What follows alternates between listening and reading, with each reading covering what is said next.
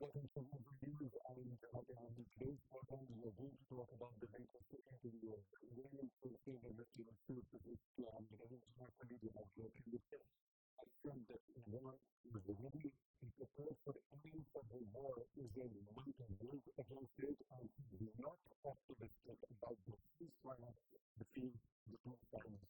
Iran is predicted to continue its nuclear program to test purposes. The development of its nuclear abilities will be carried out within the framework of international laws. President Trump claimed that our nuclear program is over, is just an illusion. At the same time, on the other side, we have seen President Trump continues to insist that the US bombing and targeting of Iranian nuclear facilities completely destroyed those sites. On the other hand, we have seen several US media outlets which have been citing some leaked intelligence assessments that only one of the three sites was mostly destroyed. At the same time, we have also seen Iranian Foreign Minister Mr. Abbas Araghchi saying Iran will not halt uranium enrichment, to which President Donald Trump responded by saying that Washington would carry out strikes again if necessary. Now, also, Iran is set to meet the European powers, including Britain, France, and Germany, in Istanbul on Friday regarding these negotiations, while the European powers, which collectively had been part of the Joint Comprehensive Plan of Action, collectively known as E3 for that particular agreement, have threatened to reimpose sanctions and also invoke the snapback mechanism of the 2015 nuclear deal. At the same time accusing Tehran of breaching its nuclear commitments.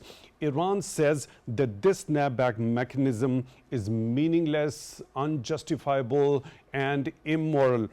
In another major development, we have also seen Iranian state media saying it warned a US Navy destroyer approaching its territorial waters to change course, saying the exchange was tense. On the other side, the US CENTCOM says it was a professional and had no impact on the naval mission. This particular important development will be taking the assessment from our esteemed panel of guests who are joining us both in the studio as well as online.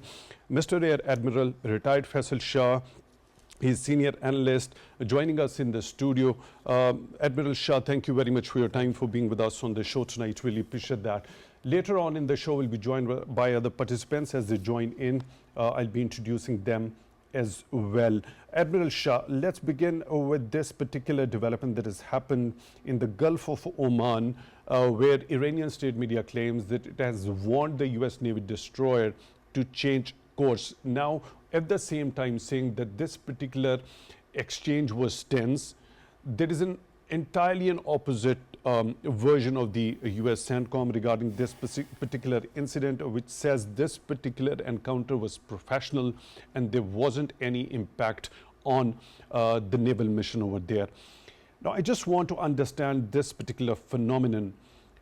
When a certain navy of a country feels that it has to issue a warning towards a navy destroyer when it is approaching certain level of water, whether it be as per the claim of the US authorities, it was in international waters.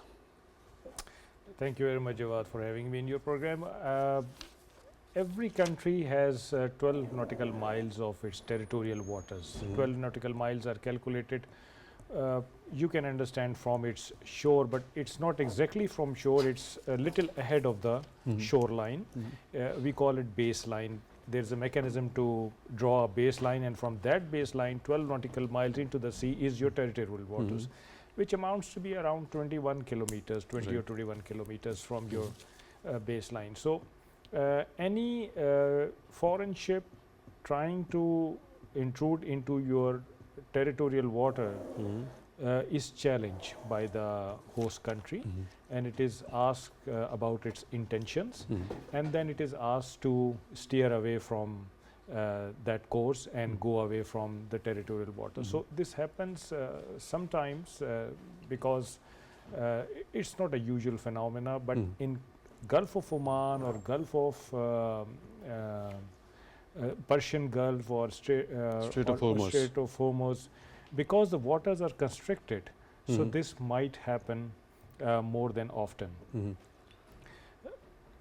From American side, there was a statement that it was purely a professional encounter. Mhm. This also actually signifies that Iranians are saying right that the ship was approaching towards their territorial waters, and Iranians warned them to steer away. So this is a professional encounter. There is no doubt about it.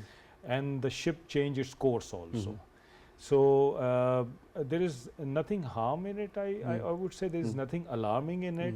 The ship might have been getting closer to that line, and the Iranian helicopter that might have understood that the ship was, if not stopped, would come inside our territorial waters. So they pre-warned the ship, and the ship steered the course away from that passage that it was following. So I think there is nothing alarming in that. So what about that particular statement with the Iranian side that this encounter was tense? If we go by that particular line, as you have just mentioned, by looking at that very face and the tone of that very statement that has come It from is the tense. American authorities, that it was professional. It can be considered tense because in water there is no designated lines as such, and you rely on your equipment and your understanding and observation. So there can be some misunderstanding on part of any one of the parties. So that could have become a bigger fiasco or bigger big scale incident.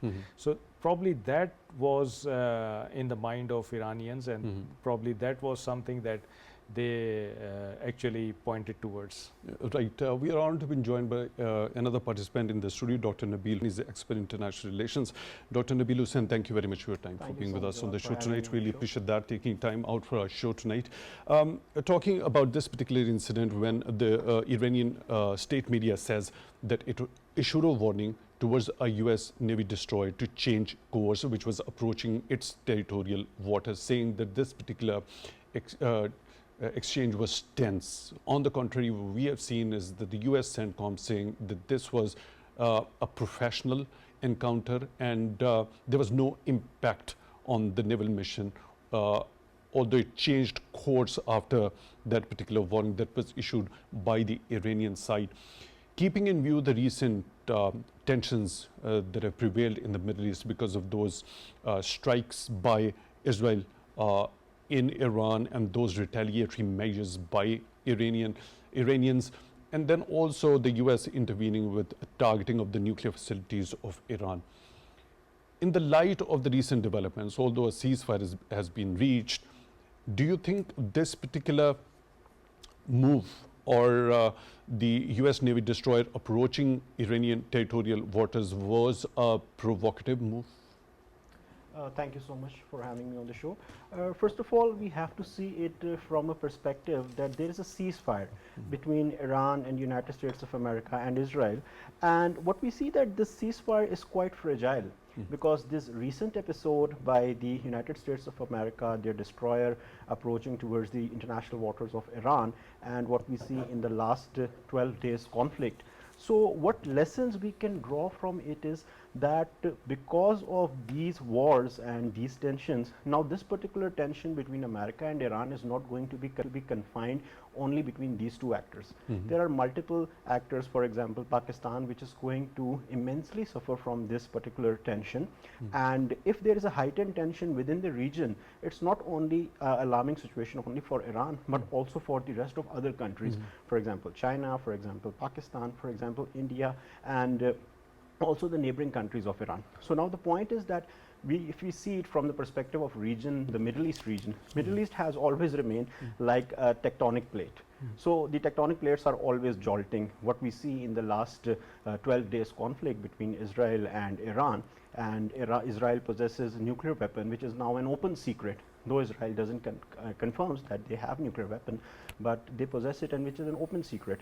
Now coming to your point that how the president of Iran in the recent interview has stated that we will continue to pursue the nuclear weapon for peaceful purpose. He categorically mentions in that, and he says that we don't have any intention to go for any war, But if there is any strike from Israel, which is backed by United States of America, we can go into any length.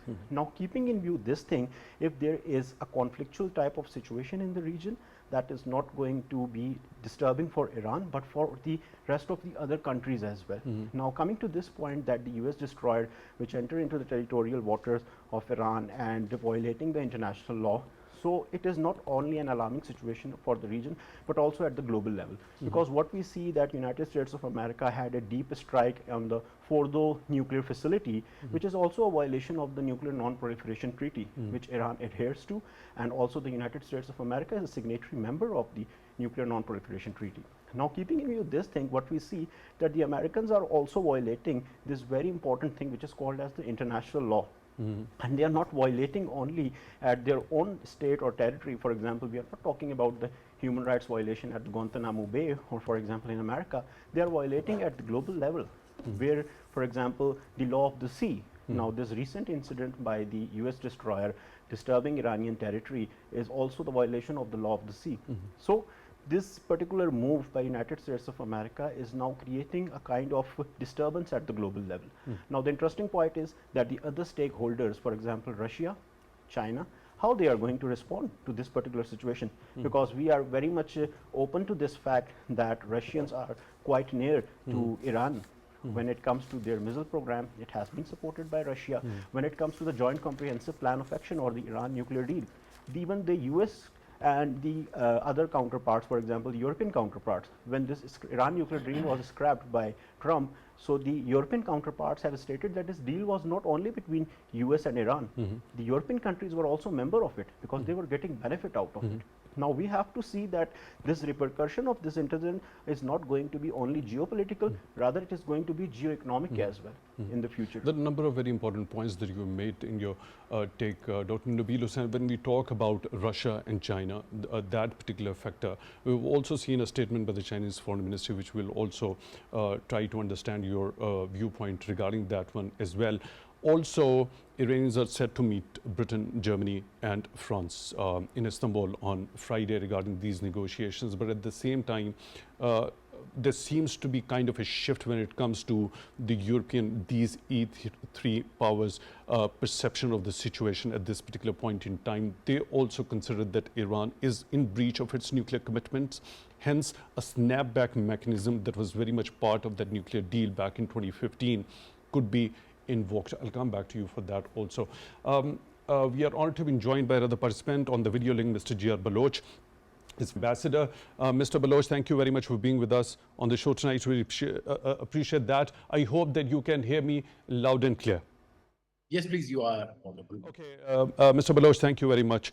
So, Mr. Baloch, before heading into what Iranian president has said in his interview regarding as to they are ready and prepared for any sort of war Israel might wage against it, and also specifically talking about President Trump's claim that our nuclear program is over is just an illusion. I just want your understanding as what does the international law say when it comes to the law of seas with this particular move by a US Navy destroyer approaching the Iranian territorial waters, and Iranians saying that this particular exchange was tense. On the contrary, is a different version from the US authorities. Thank you. I think I'll come to this, your specific question, but what I was, because I was listening to our other worthy participants, the question that now comes to mind when it comes to the conflict between Israel and Iran and Iran and the US, we got to really look at how crucial it is for us. What are the vulnerabilities that we face? What are the threats which might emerge? Because we, after all, share the waters with Iran. We share the border with Iran. In fact, their Bandar Abbas is not too far from our port, Gawad. So I think we really are essentially stakeholders. So what I would suggest now that we should start having the conversation that it is just not Iran that will be impacted. Of course, everybody realizes that the Strait of Hormuz, if it is blocked by Israel and there's a reaction, the entire supply chain would be disrupted. But literally, we have extremely dangerous security threats that might emerge. So I think what it requires now, since I always believe that our discussions must be solution oriented rather than because the diagnostic, too much of it is available on the net. So this solution, I think, an important thing which need to be done is to call for a meeting of a peaceful Indian Ocean, and that idea is not something new that I'm promoting. It has been discussed earlier. In fact, it has been discussed also that how this could be nuclear free, how it can be conflict free. Now, what has happened that US has kind of given another meaning to it. The rule based and free access to the sea is to confront China. So I think somehow that has to be de-hyphened. The the context between US and China is one a factor, but what the Indian Ocean Rim countries have to start doing, and there is an organization which is actually named after this term that I'm using. So they need to activate that how it will impact everybody on the rim of Indian Ocean. So I think it has to be holistic. If you know what Israel and its backers are doing to kind of make the issue just between Iran and Israel, or by extension between Iran and US. But in fact, it is much more. Even if we talk of nuclear issue or the nuclear program of Iran, there are other stakeholders. The Europeans were there. That was brought up by one of your participants as well. I just want to reiterate. Yes, they are. They are very much part of that. So I think here is a kind of opportunity or a challenge that we all have to really respond in that very uh, broader and strategic terms. Now, coming to your question, yes, the law of the sea is very, very clear. There's a your sovereign shelf, and you have the territorial waters.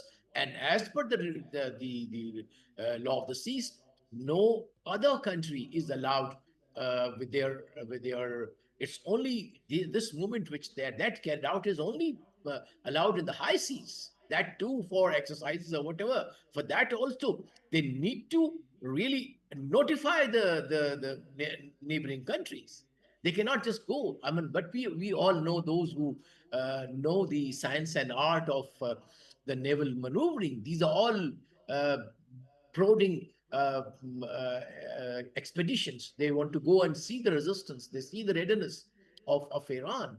But we see Iran really determined. It has the will to defend its sovereignty. It has the will to defend its territorial waters. But we definitely would like, as a neighbor, as a brother, Iranians are our brothers, and that we would like that this standoff between US and Iran must be resolved through negotiations with talks and under the law. The rule of law has broken down. That has to be brought in, and nobody, of course, the biggest violator is Israel and uh, and its followers. So I think we need to really keep hammering this issue of rule-based order, rules to be followed, whether it is air, whether it is sea or land.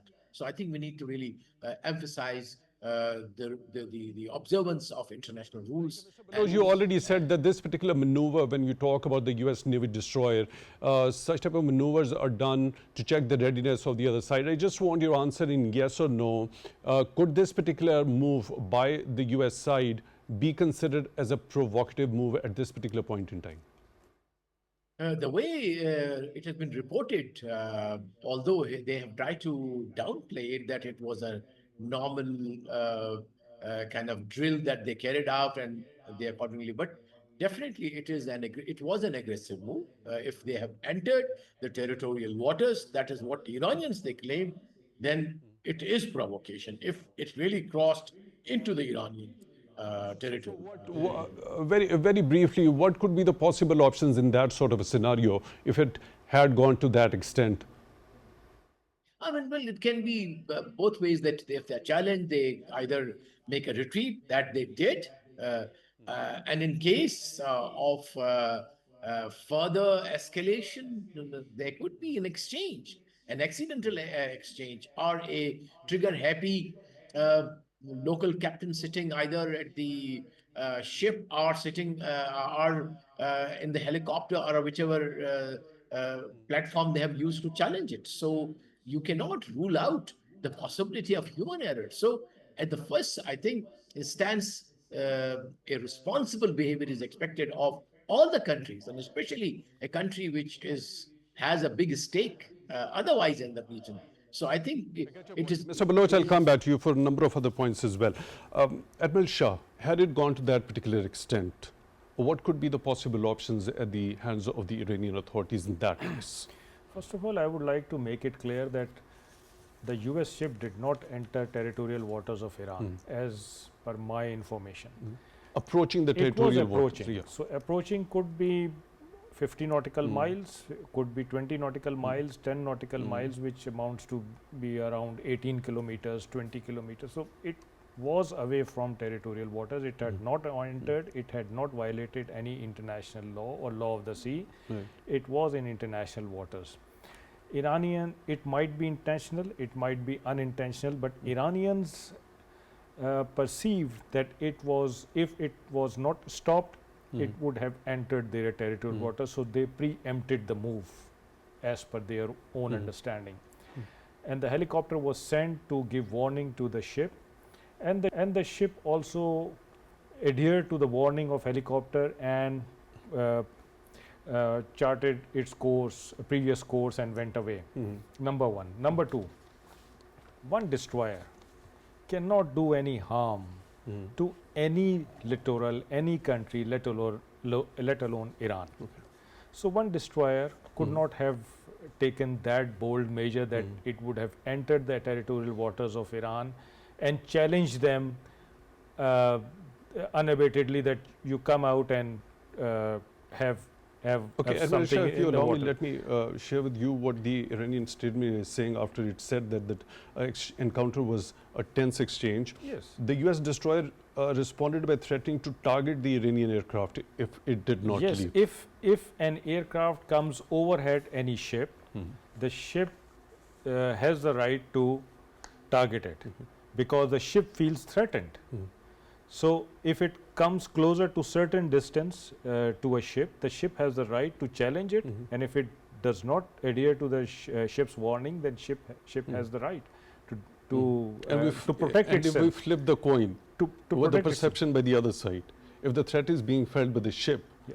But the And- ship is a slow moving platform, and it still had time to enter into territorial waters, but the helicopter was quite closer to the ship. The ship had the right to protect itself. I get your point. You understand?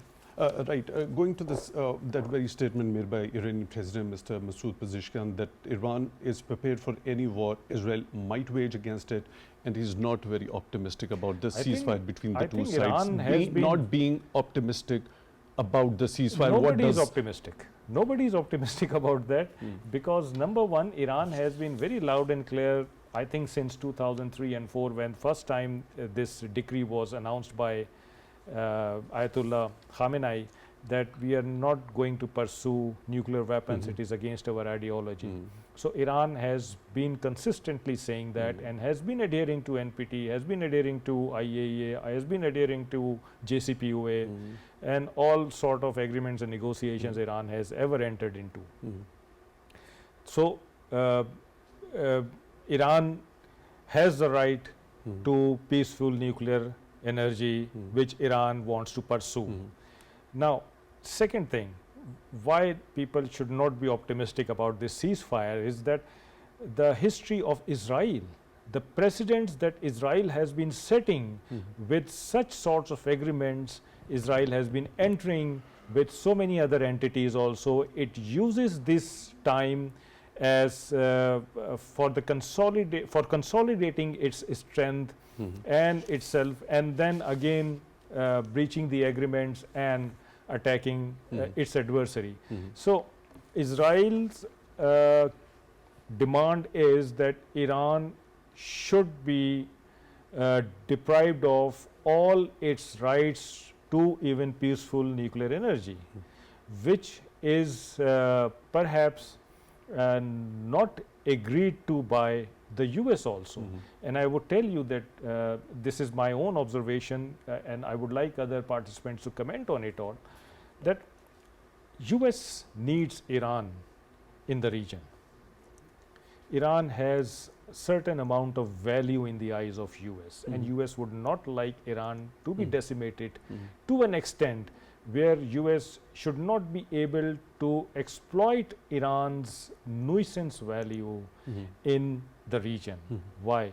Because US has a very credible and thriving military industrial complex which reportedly contributes to its economy up to the tune of about 26%. And where does US sell its weapons the most? In this region. What for? What is the threat, or what has been the threat? Iran. So if the threat is completely neutralized, will it not affect the US economy? So US might lose its political, economic and military influence in the region if Iran is completely decimated. So US is not going to do that. It has its own stakes in it, but I'm myself not optimistic about the ceasefire. Israel can repeat the episode. There is no doubt about it. Iran should have its preparedness, and US will come intervene and again endorse a ceasefire. Right. Dr. Nabeel Hussain, are you optimistic about the ceasefire? Let me go a little back. Just after the ceasefire was announced by President Donald Trump, Israelis didn't abide by that, to which we saw a very stark warning and a very severe sort of a censure coming from the US president towards Israelis. So do you think Israelis, after reaching to this particular ceasefire, of course mediated by the US, and that censure by President Donald Trump coming in the wake of that violation at the very start of that particular ceasefire by the Israelis, do you think they could possibly even think to violate it? Well, what I believe that the ceasefire, as Rear Admiral Shah has mentioned, that it is not quite an optimistic agreement. The reason behind that is that what we see, for example, Israel has been warned by the President Donald Trump that no more further wars and there is going to be a proper ceasefire, but we see that there are still small skirmishes that are going on between these two counterparts. And apart from that, what Rear Admiral Shah has pointed out, the military industrial complex factor and the threat factor. The United States of America, I am very much clear about that, that they don't want to completely eliminate this threat of Iran, because the MICs, as he mentioned, that 26% they contribute to the economy of United States of America. And coming to this point that the Israelis are going to agree that what Donald Trump has mentioned, what we see that Israel has remained into violation of human rights law and international humanitarian law when it comes to Gaza, when it comes to the Palestinian issue, and the Israelis are not going to accept it. So I don't think so that there is any optimistic hope that exists for the ceasefire.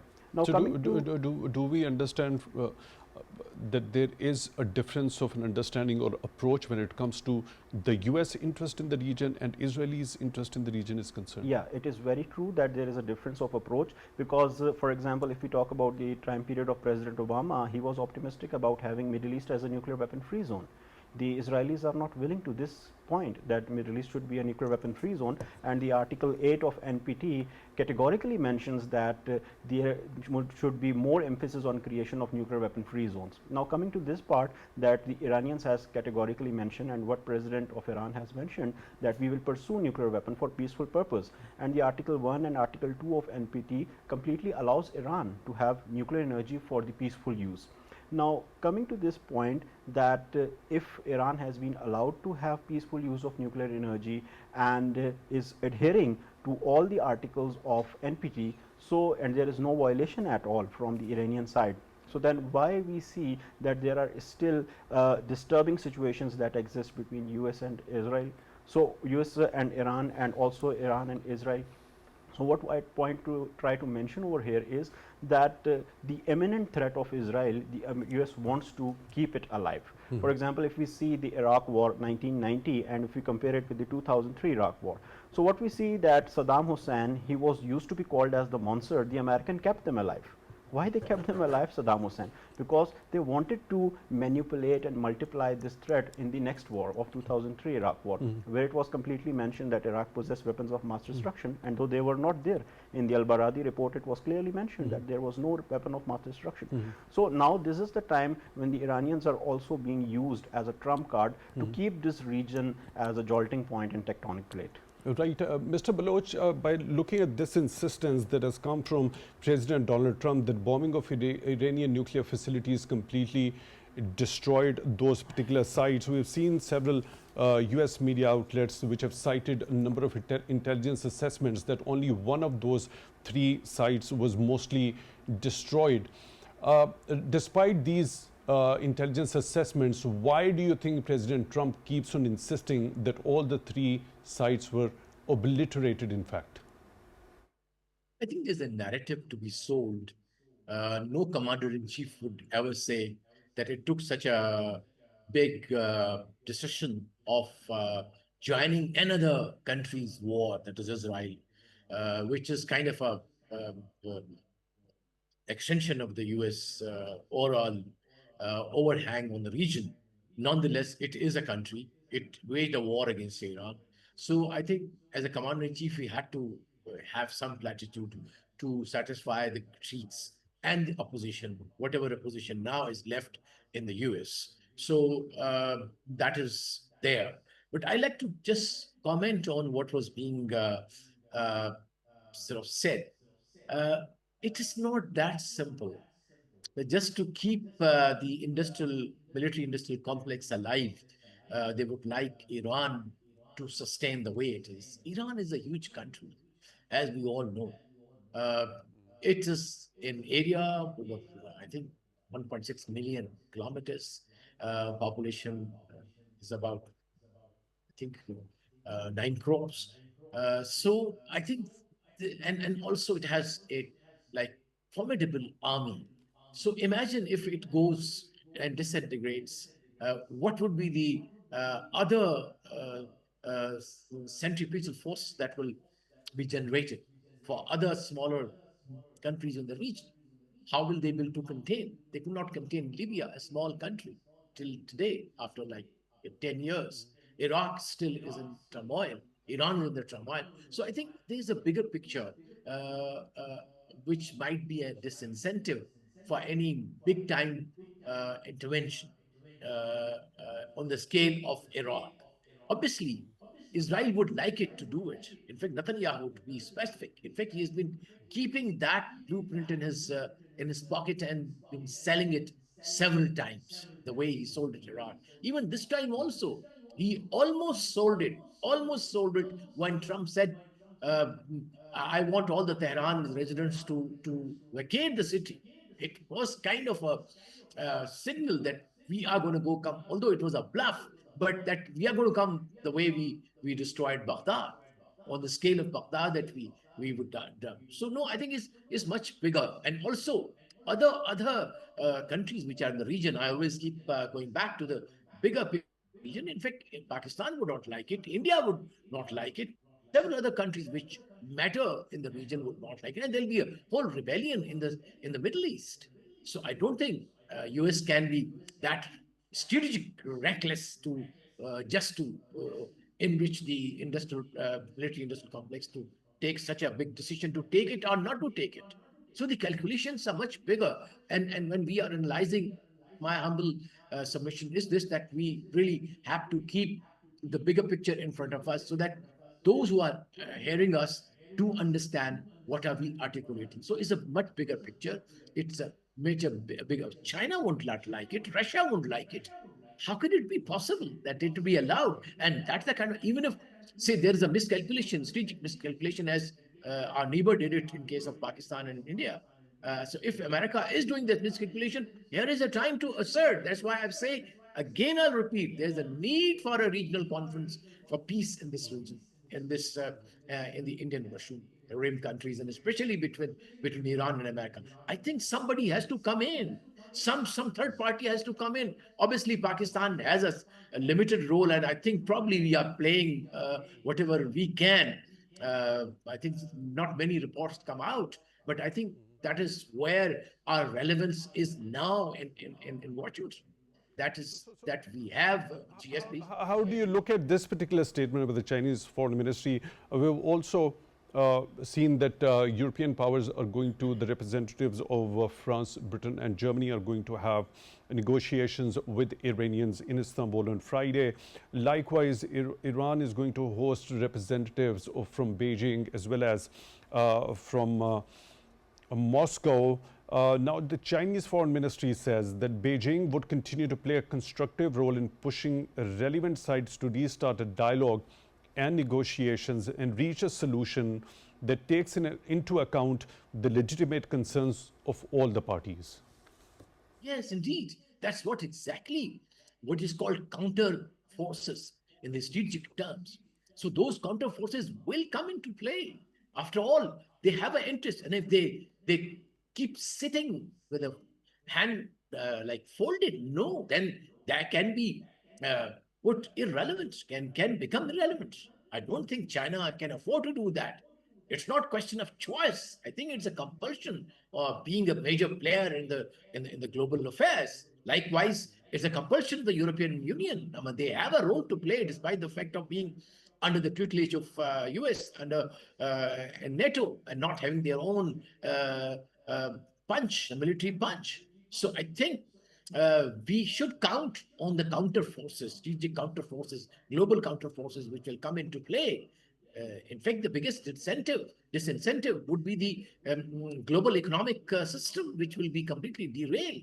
What do they want? They almost have it has been wrecked. So any reckless decision on behalf of Israel or on the to follow this war maniac Netanyahu, I don't think America has itself also within their own state as a state have counter forces which will probably hold back and which have been holding back the previous presidents, at least three presidents which Netanyahu has lived with. And it was this Mr. Trump who succumbed to his pressure and went, because that was a red line that they have crossed it actually this time, America, which is very, in the strategic terms, is a very, very serious violation of the red line that they've gone and attacked Iran. It will have repercussions even for the future reconciliation with Iran. Such a big trust has been created.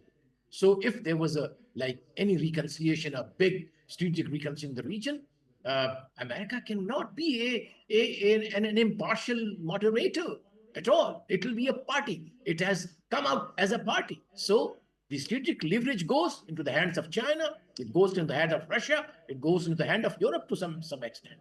So I think, and I'm sure those sitting in Washington are much more intelligent than all of us. Perhaps they have so much of input coming in from all over the world through their systems.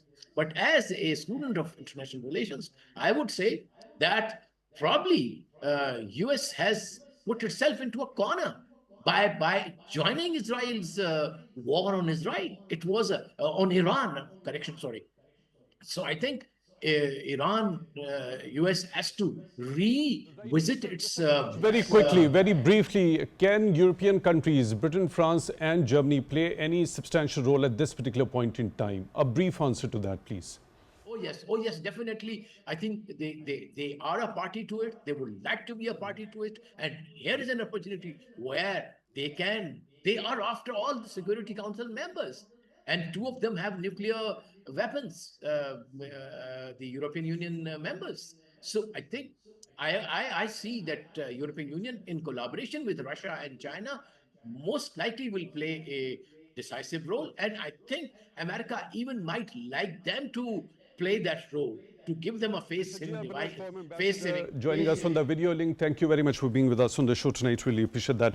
Admiral Shah, the role of the European countries, these three major powers in particular, they've at the same time, now going back in time again, when US President Donald Trump withdrew from this particular deal, they were quite unhappy with that particular approach. Now, do you think there is a shift as far as Europeans' perception about Iranian nuclear program is concerned? Because they've threatened to go and invoke that snapback mechanism that was part of the snapback mechanism is actually expiring in October this year. So they are in hurry. Before that, they need to conclude some agreement with Iran. And when Donald Trump abandoned JCPOA, what could Europeans do? When Israel attacked Iran, what could Europeans do? When US became party to this conflict, what could Europeans do? So still they cannot do anything. They are just carrying the message of US to Iran. If Iran agrees to it, they would send back the message to US that your terms and conditions have been agreed or not agreed, and US will take its own course of action in its own interest. Mr. Rear Admiral Retired Faisal Shah, Senior Analyst, joining us in the studio.